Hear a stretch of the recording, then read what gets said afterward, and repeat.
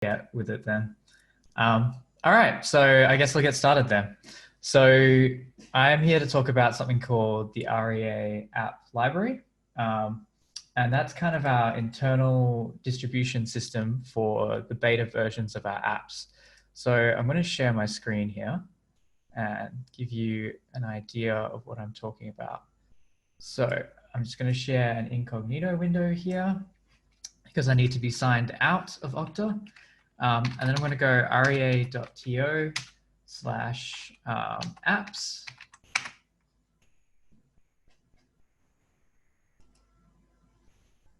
And it's going to ask for an Okta login, so I'll just sign in there.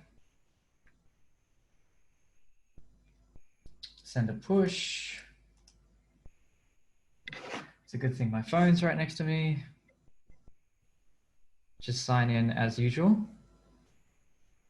And kaboom, we're at the real estate app library. So this is our internal distribution system. We've got iOS and we've got Android here. If I'm a tester and I just want to install an app of a particular version onto my phone, I'll just go ahead and click install here. It'll get me a link. That'll load, and then I click on this link and it'll download it to my phone. Now, it seems what I've just sort of gone through is pretty like short and straightforward, but there's kind of like a huge story behind how all of this came to be, and a lot of pain and a lot of blood and a lot of sweat and a lot of tears.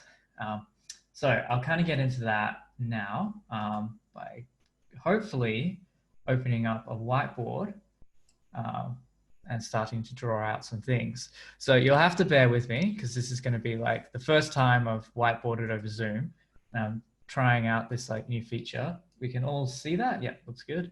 Cool. So let's start with kind of how this whole CI thing works. And I also want to go over, like, I guess the two key points that I want you to take from this is some of the caveats and gotchas with like iOS CI and making sure you can share all that kind of stuff.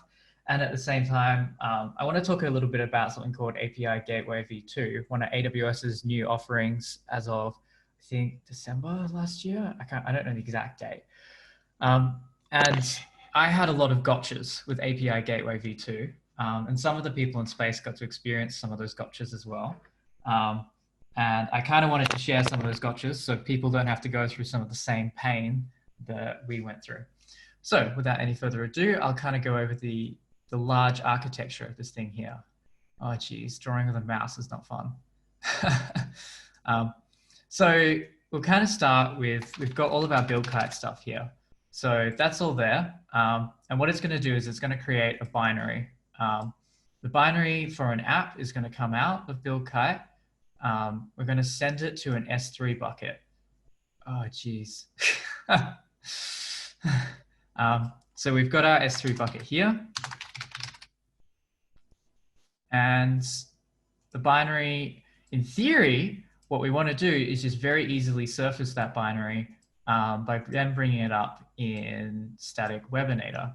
So Static Webinator is a little tool created by Consumer DevOps that lets you build a static website behind Okta, just like we saw before. If I spelled that right? Yeah, I think so.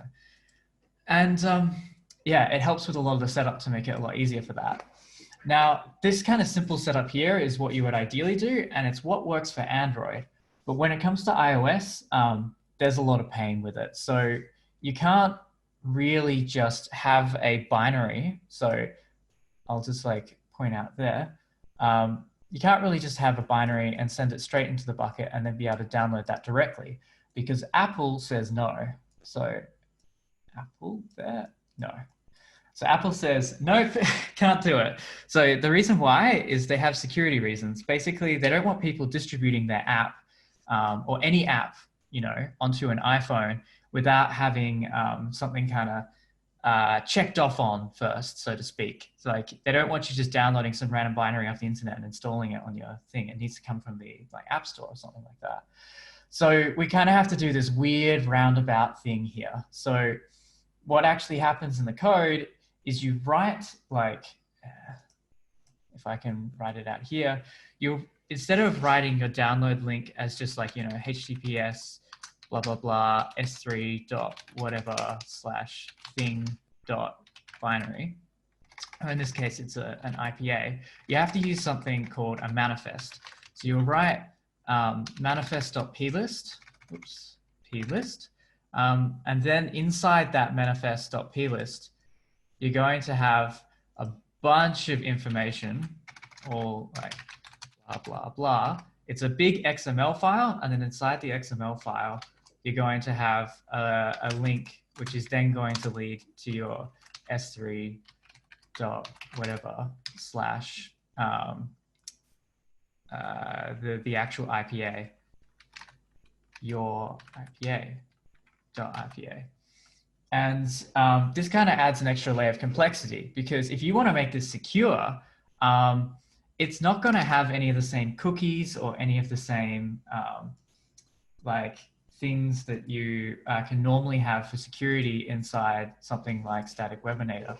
So if I want to securely get stuff out of this bucket, it's easy to get one file like this. But if I need to get, what's going to actually happen is iOS is going to open up this manifest.plist when I like download it from my website. And then it's going to go, all right, cool. I'm going to read all this. And then I'm going to get this link out of here. Then I'm going to go try download from here. But when I do it, cookies, no.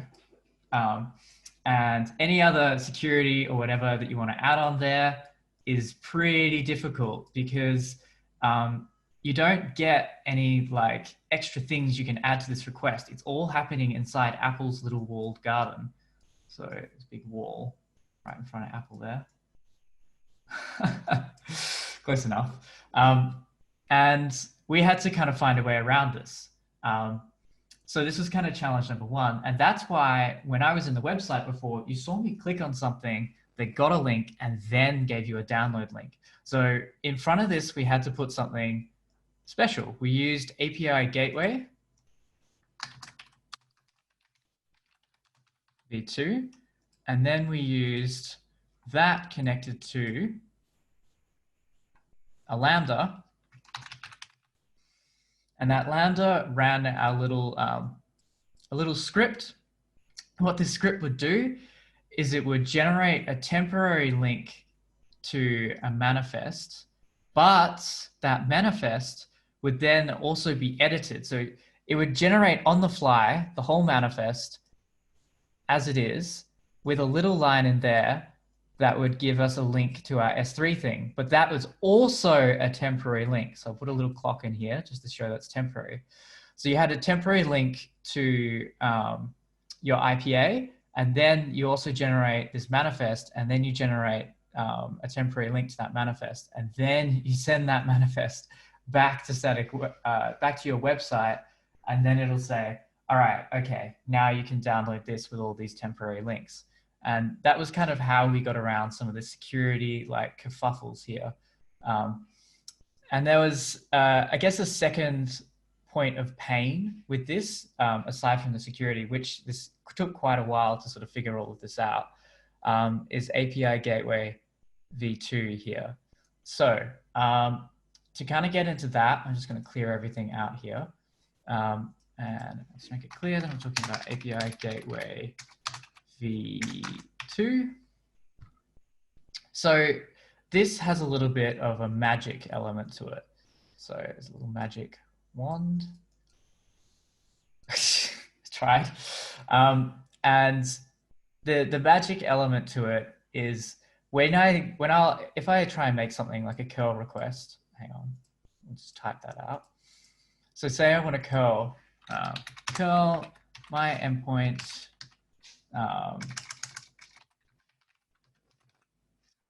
or whatever, I can send a whole bunch of different things to it. So I can send something like a GET request. And if I have GET defined up here, so I can define my roots, define GET, but don't define post or options.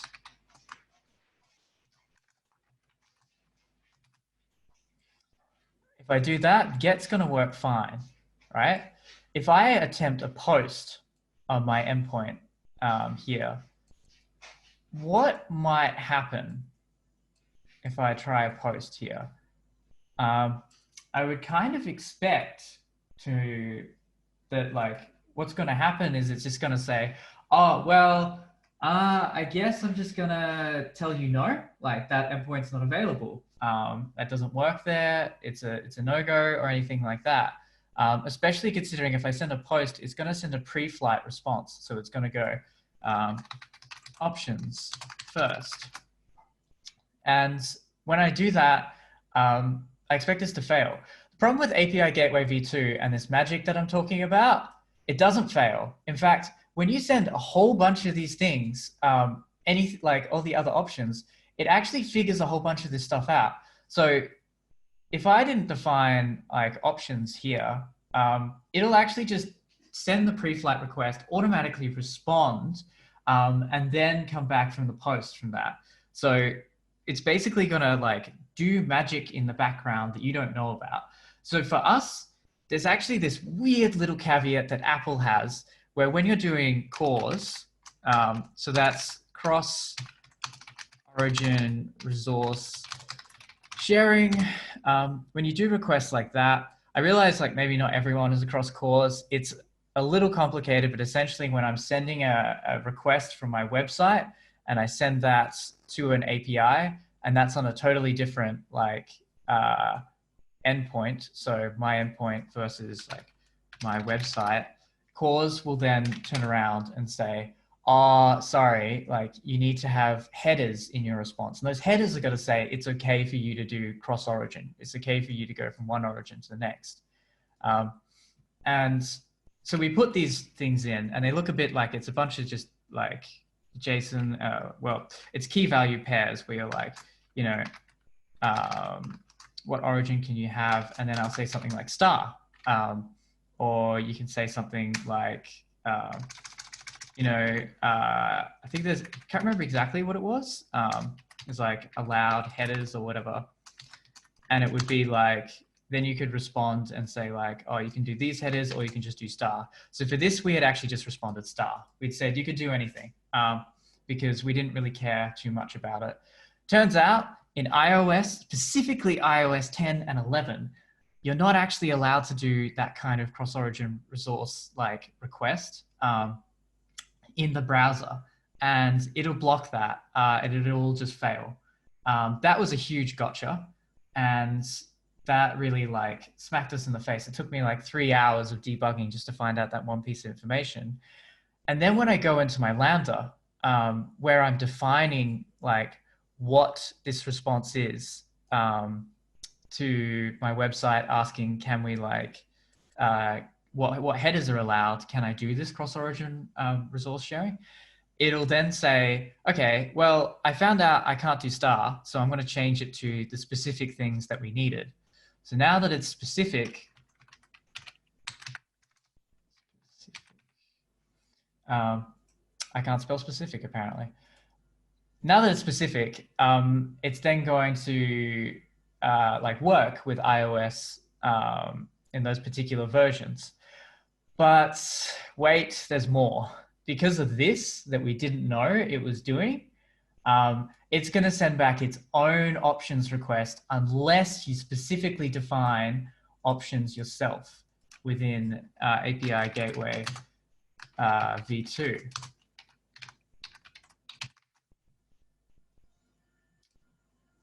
And that was the source of a lot of pain.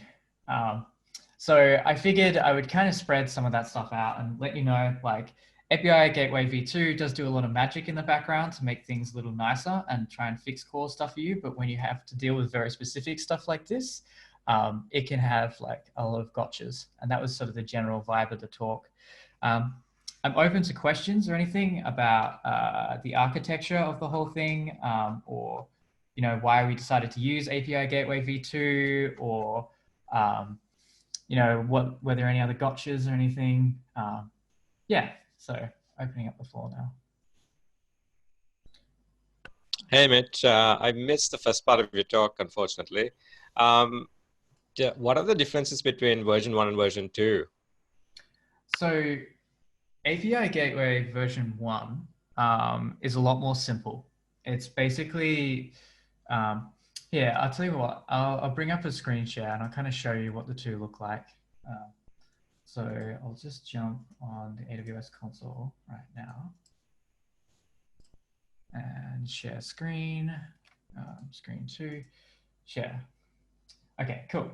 So now that you can all see this here, we've got API Gateway v2 right in front of us. So here's one of the ones for the App Store, and it's got this sort of default route here. So this is, I think I'm looking at the wrong one actually. Yeah, okay, so we've got our one here, authorization, cause, integrations. Yeah, it's hooked into Lambda. So basically this is extremely simplified. You literally just define a single like default route here, and then it links straight into a Lambda. You can click up to this with maybe 4 clicks. But API Gateway v1, if I go into that,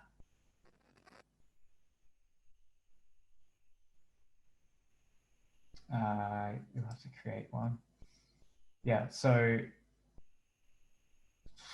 they don't actually call it API Gateway v1 or v2. They just call it like these particular things in here. I think this might be it. Yeah, okay, right. So I'll grab one of the other previous ones. It should be API Gateway v1 in here. So this is API Gateway v1. You can see the UI is a little more complicated. Here they've like built out options, post, and everything. The way it's integrated with a Lambda is you've done this like integration request, integration response, method request, a whole bunch of other stuff out there. You've had to define a lot of this stuff yourself.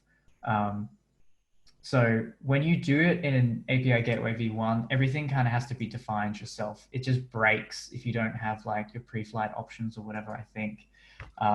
Whether if it's in API Gateway v2, it'll just kind of fix that for you.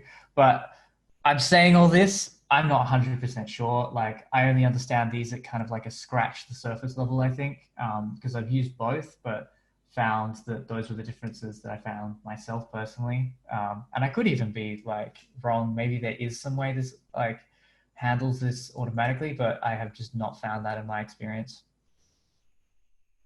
Cool, thanks. I have a question. Is it possible to publish those files to S3 and give them some unique names, like use UID for folders or something like that, and skip the API gateway? Just rely on files being unique and leave there for a short period of time? I see what you mean. So the logic in, let me think. So are you saying like we would create a file for maybe only a week or something, and then put a permanent link in there and have that appear in the website? Yeah. Yeah. So we kind of need basically all of the versions of the app leading all the way back for all of eternity.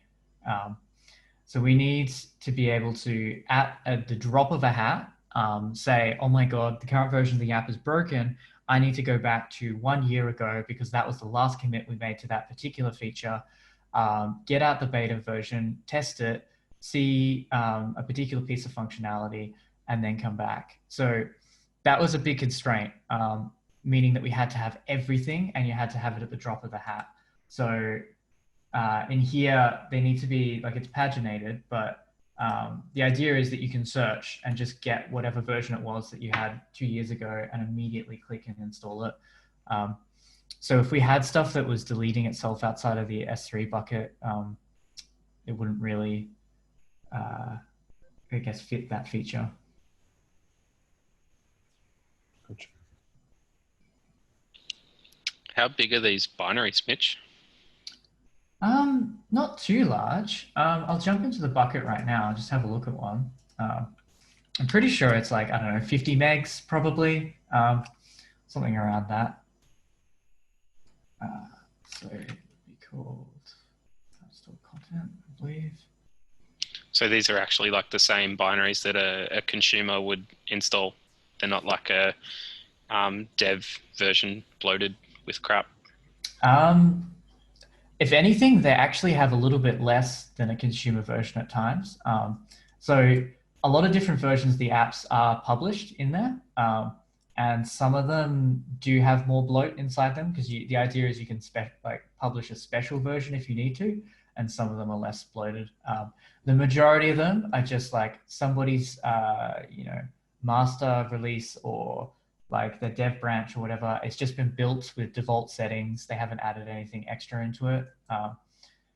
And you might notice there's also an enterprise and an ad hoc one here. That's just the signing certificate. So enterprise can be downloaded by whoever. Ad hoc, you need to be on a specific list of approved devices that can download our ad hoc signed versions. So that's a whole nother thing to explain if you're interested. But I think I could kind of leave it there. They are like, oh yeah, right. Sorry, I was grabbing one out of here just to show you the size.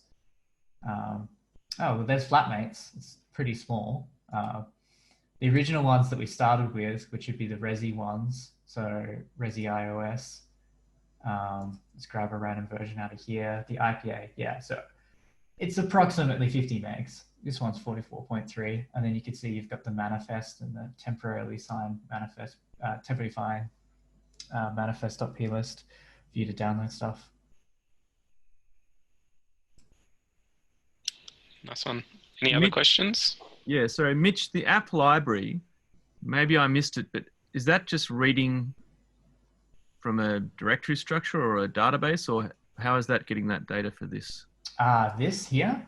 So this is, if I refresh this page, so you'll see what happens. It gives you, well, it's very brief, but there was a loading there. So what it's doing is it's hitting API gateway and it's saying, all right, give me the first 50 for iOS enterprise. And what that's going to do is it's going to go into the Lambda, which is then going to go to the S3 bucket, and it's going to go, all right, just grab the first 50 or the latest 50, I believe, should be. Yeah, latest 50 out of here. It'll grab those and then plonk them down here. And then if you want more, you can obviously say, the UI has actually changed because Gina's been working on this, but there's a way you can click and just say, yeah, give me the next 50 or whatever. Yeah, and if we wanted to get our Flatmates ones in there, is that going to be another tab, or is that within the same tab and somehow we'll identify it by the name or something? Or so this is the prod version, but in our kind of like development, so you'll see this is in red. So this is for realestate.com.au. This is the Resi app up here. There's one for, we've got it all in dev, but I can't show you that right now. There's a tab where you can click change to commercial, for example. This will change to real commercial. It'll all be in blue. Blue will be like the theme across there. And then it'll say, yeah, so now you can get the ones for that. And the same goes for, all the other various things like Flatmates, Ignites, etc. Cool, thank you. When's that dev version going to be production? I'd like to think soon, but I can't give you a straight answer because although I did set up a lot of this stuff in the first place, as a grad, I rotated out and I went onto the listings team now, and Gina is actually working on this. So Gina and Peter could probably give you a straight answer as to the release date of that new feature. And I'd also like to bring up one other thing. So I'm just going to change this screen share to something else. 1 second. Screen 2. Cool. Showing Slack in Zoom is always a risk, but I want to show this. So there's a channel here, the REA app library, which is where we've been posting updates. So in here, you can keep up to date with how this app library is going, and you can check out things such as like latest features. One was the iOS Enterprise one that just came up recently as a new tab. And I think if we look, rea.to apps was one of the latest things that we just added. And somewhere far back in here, which I'll have to grab for you later, was showing off where we had the new like commercial tab and stuff going in dev. But yeah, if you have any further like questions you want to ask to Gina or Peter Goldsmith, you can always ask him in here, and they can sort of shine some light on specific questions like when might this be released or anything like that.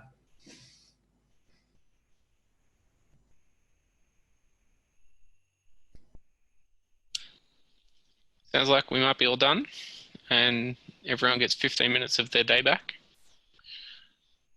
Thanks heaps for Mitch and Alex today. That's pretty much it. I'll give out the recording link when Zoom decide to send it to me. Usually takes about 2 hours or something. But yep, thanks everyone. Let's try a virtual clap.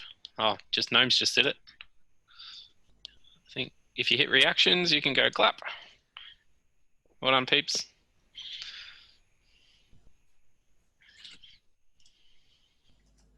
Thanks, Alex. Thank you. And thanks, Dan, for hosting. No worries. Hopefully it worked out all right. Yeah. First virtual talk. Also, thanks everyone, although still left, for listening and giving your time and all that. I thought the whiteboarding worked pretty well. I thought. I'm sure we're going to be amazing virtual whiteboardists by the end of this lock-in. Yeah. All right. Thanks, folks. See ya. Yeah. So, yeah.